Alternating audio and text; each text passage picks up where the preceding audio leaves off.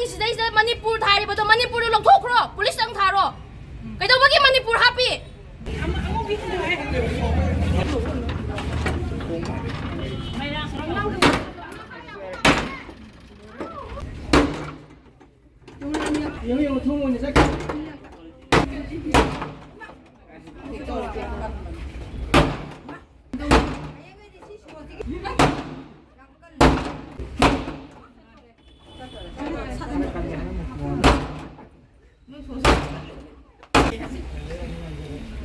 DESAM mayayla sangoyna leiba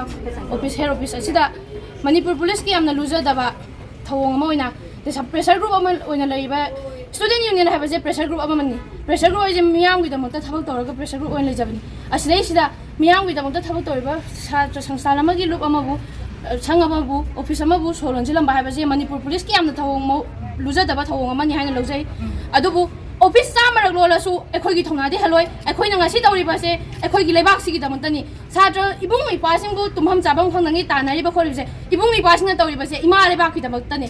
miyam mai dai lebak sigi damantani ima lebak sigi damantani adubu office samar lolasu ekhoi na machalam oi ba ekhoi na chamar khangani mayam gi thabak thoram ibung mi pasing gi mausilaga ekhoi na chapchana tawgani aduga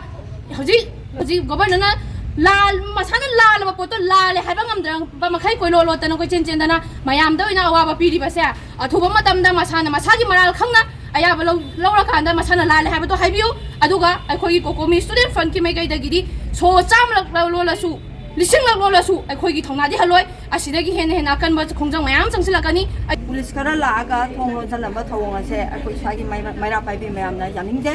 मसे तौबिगनु लेबाकी चावरा चावरा पे issue ma'am अमा Larry सिदा माइ ओनसन बियु कछु लैतबा छात्र की संस्थान से थोंग लोलगा नकोई पाना फंगदब लैते गवर्नमेंट की लैते अदुना यारी मखै दी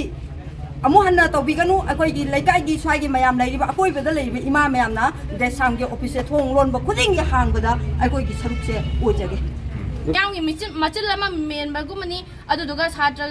पुलिसिंग की थोंग लुजदबा मसागी चपचाबा मसागी सिदैसे मणिपुर थारिबदो मणिपुर लौथोख्रो पुलिसंग थारो कैदोबगी Manipur happy कैदोबई Manipur happy nova करी मरंगी दमता DESAM ऑफिस थोंगलिबनो